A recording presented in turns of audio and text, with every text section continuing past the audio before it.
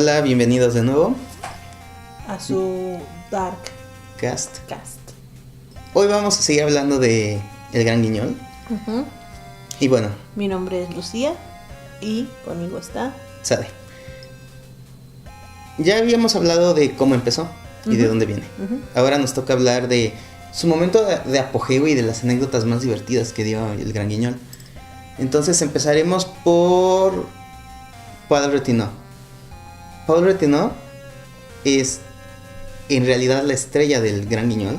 Es quien lo catapulta a ser lo que es, porque él era un maestro de los efectos especiales. Él se dedicaba simplemente a hacer esto. Y si las historias ya eran sórdidas y por sí mismas llamaban la atención, cuando además anexábamos que cuando había un asesinato en el guión, él se encargaba de que saliera un chorro de sangre y se viera lo más real posible, tanto así que la gente pensaba que realmente estaba ocurriendo un asesinato en escena. Y quién sabe si lo más real, yo diría que lo más exagerado posible. O sea, como película de terror japonés, que parece que el cuerpo humano tiene 1000 litros de sangre. Sí, es como, es como el antecedente, ¿no?, de lo que es el splatter, el slasher, el cine gore.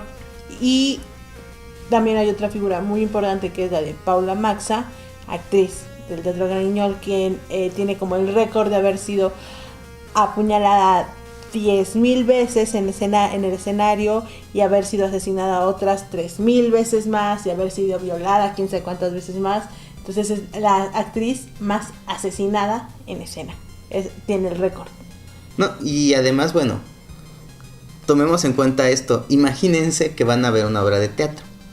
Hasta ese momento nadie había hecho algo parecido. Entonces, pues sí había un poco de sangre antes, pero ahora de plano los efectos son espectaculares a un nivel en el que cuentan relatos, por ejemplo, de una escena donde la actriz se descompone, se vuelve un cadáver en 2 minutos. Sí. Entonces, imagínense eso en vivo. O sea, no es como el cine de que cortas y preparas la escena y preparan los efectos. Era en vivo la descomposición del cadáver. Entonces, el nivel que se llegó a manejar en efectos visuales es realmente impresionante para la época que estamos hablando, de los años 20, 30, principios del siglo XX. Sí, o sea, la popularidad es enorme, porque en realidad el espectáculo es novedoso, morboso, y además es muy bien aprovechado esa mala fama que tiene, con el hecho de tener un doctor de cabecera en el teatro, un doctor que la anécdota dice que en alguna escena fue tan fuerte que incluso el doctor mismo se desmaya. Ajá, de que no aguantó ver la escena, pues terminó el doctor desmayado y siendo atendido por alguien más.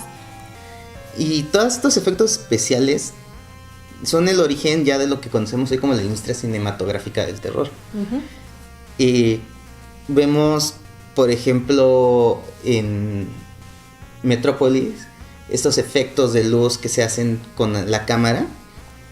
Si bien eso es técnicamente nada más viable por el cine, gracias a Gran Guiñol se da la idea de que se puede hacer ese tipo de cuestiones. ¿Por qué? Porque en vivo hacen espectáculos similares. Matan, ruedan las cabezas, caen del escenario, las guillotinas. Llega a ser tan violento, tan cruento, que en algún momento determinan que es mejor hacer las funciones dobles. Es decir, la primera parte es de terror intenso, super hardcore. Sí. Y la segunda ya es una segunda comedia. Parte es una comedia de lo más burlesco que haya. Como ya para como para que la gente se vaya relajando y todo no salga tan en shock del teatro. Del estrés que estaban produciendo. Eso implica que también el Gran Guiñol no solamente es esa fábrica de gore, sino también empieza a tener ese tipo de cuestiones cómicas, de cuestiones de sátira, que lo regresan un poco al origen del concepto guiño. Sí, del teatro de títeres, donde el títere se atreve a decir cosas que la mayoría de la gente sabía, pero no se atrevía. Y entonces por medio del muñequito va a decir lo que todo el mundo quisiera gritarle al gobernante o a la persona influyente. Entonces, lo que viene siendo el Gran Guiñol literal es como el gran espectáculo de títeres, pero en vez de títeres, pues ahora son humanos. Claro, porque imagínense que ustedes están saliendo o qué era lo que pasaba en un principio cuando, por ejemplo, esta obra de El hombre de la noche, que es una obra sobre necrofilia, sobre un tipo que es necrofílico, que va, desentierra cadáveres y tiene sexo con ellos, pero todo esto es tan explícito que requiere este tipo de cuestiones, ¿no? Es muy interesante porque además nos demuestra una sociedad mucho más abierta a lo raro. Hay ese tipo de temas como puede ser la necrofilia o la pedofilia o ofilias así súper extrañas y súper raras que a nosotros no sería políticamente correcto en algún momento llegar a hacer una película o en estos momentos montar una obra de teatro así sería políticamente incorrectísimo. No, sería muy censurado. Y nos cargaría la patrulla. Claro, no. De hecho, sería... Es que no, de verdad a mí no me ha tocado ver algo que sea tan gore. O sea, es decir, estas películas... Tan fuerte en su temática, o sea, tan... En la temática y en lo visual. Porque, por ejemplo, estas películas como sería el caso de A Serbian Film o Found, que deben de verlo, y tocan temas muy fuertes, pero, por ejemplo, están en un circuito muy cerrado de festivales, no son públicos, a diferencia del Gran Guiñol, que era el teatro a donde iba todo el mundo. Sí, un espectáculo de todas las noches y estar pasando todas las noches. Ajá. Pero además no eran tan censurados, o sea, no era nada censurado. A pesar de todo esto, por ejemplo, en A Serbian Film ha habido mucha censura. Mucha. Contra la película. Que en Sitges no se pasó, que cosa tan horrorosa. Entonces sí, tú sabes dónde encontrar a Serbian Film, pero porque sabes a qué te vas a enfrentar, pero no es lo mismo como llevar a tu familia al teatro. A que vamos todos a ver esto. Que de hecho eso es algo bien curioso. En esta época no hay esos mecanismos censores en Francia.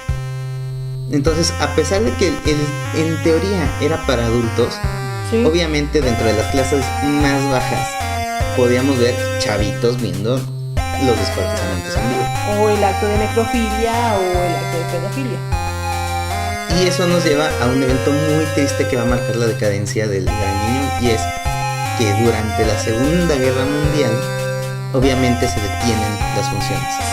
Y empezamos a ver que ese terror que había dentro del teatro se vuelve parte de la vida cotidiana. Entonces es cuando empieza a bajar la taquilla, o sea, durante la invasión a Francia baja la taquilla, pero ya después lo que es el periodo de posguerra es políticamente incorrecto y censurable disfrutar de esos horrores habiendo pasado lo que pasó en Europa durante la Segunda Guerra Mundial. El horror real sobrepasó el del escenario y mucha gente ya no quiso ser parte de ese espectáculo como el Gran Guiñol. Podría ser hasta censurable y criticable regodearse con un acto de descuartizamiento habiendo pasado por la Segunda Guerra Mundial. Entonces ya no fue políticamente correcto, empieza a bajar la taquilla y en el año de 1962 aproximadamente es cuando se dan como las últimas funciones del Teatro del Gran Guiñol. Hay un documental italiano de estos del tipo Mondo, como Perro Mundo y todos esos, donde